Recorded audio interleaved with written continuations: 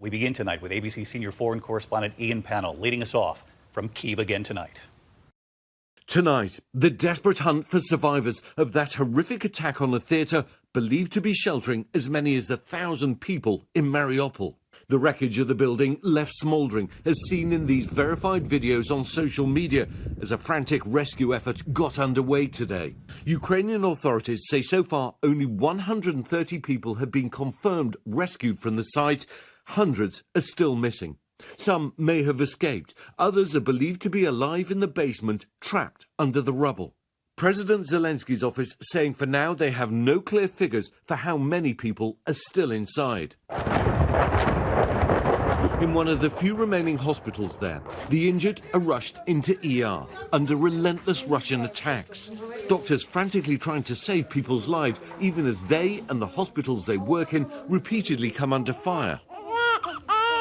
Videos posted to social media show other sites also sheltering civilians being hit, like this swimming pool complex. Some have escaped the besieged city, but as many as 250,000 may still be trapped there as the fighting rages. Aerial footage released by the Azov Battalion, a far-right paramilitary group now part of the Ukrainian National Guard, shows a Russian tank with a Z turning onto a Mariupol street. The tank comes under fire several times before a soldier escapes, trying to take cover. Minutes later, other soldiers appear to be killed. Hundreds, possibly thousands of civilians have been killed in this war.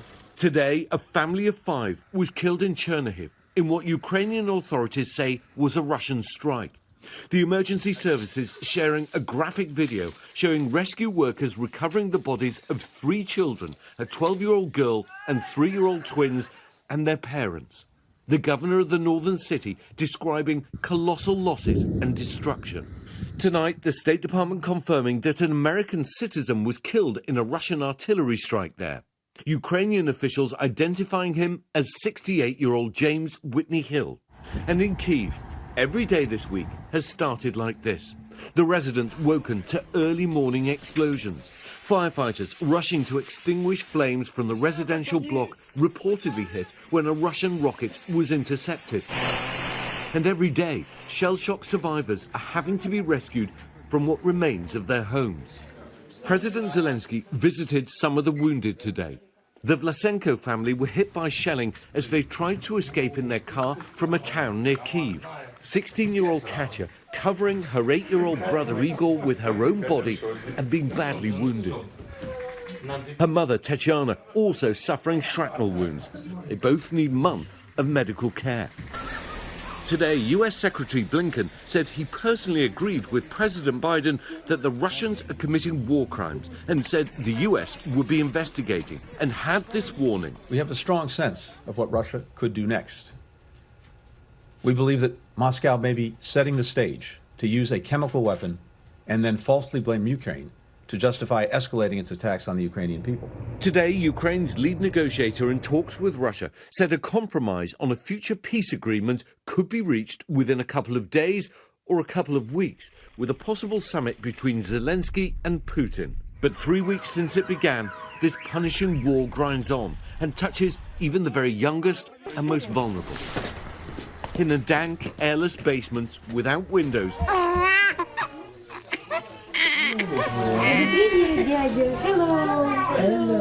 20 babies born to surrogate mothers are hiding from the war, cared for by 8 dedicated nurses. You already have a very hard job. How much more difficult and dangerous is it because of the war?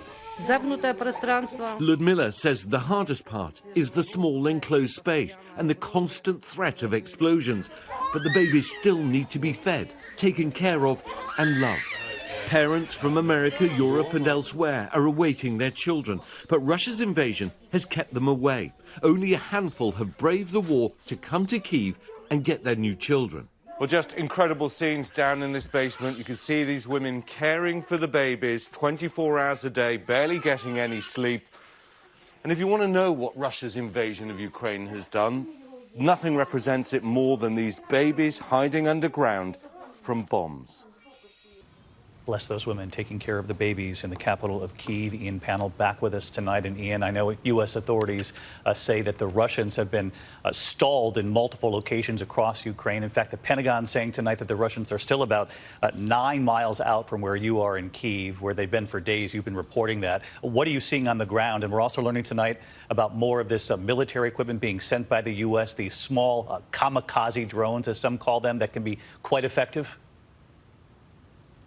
Yeah, that's right. I mean, interestingly, the UK Ministry of Defence saying today that they think the Russian invasion stalled on all fronts. And we have heard these intense battles being fought around Kyiv. But as you say, the Russian advance has effectively been stuck about 9 miles away. So that's why the Kremlin seems to be switching to these longer range strikes, which of course the Ukrainians need help with. And so, yes, this US military aid package now includes these 100 Switchblade or kamikaze drones, which can target Russian vehicles. And they don't drop a payload like typical drones. They fly directly into their targets and destroy them. David? Ian Panel leading us off tonight. Ian, thank you. Hi, everyone. George Stephanopoulos here. Thanks for checking out the ABC News YouTube channel. If you'd like to get more videos, show highlights, and watch live event coverage, click on the right over here to subscribe to our channel. And don't forget to download the ABC News app for breaking news alerts. Thanks for watching.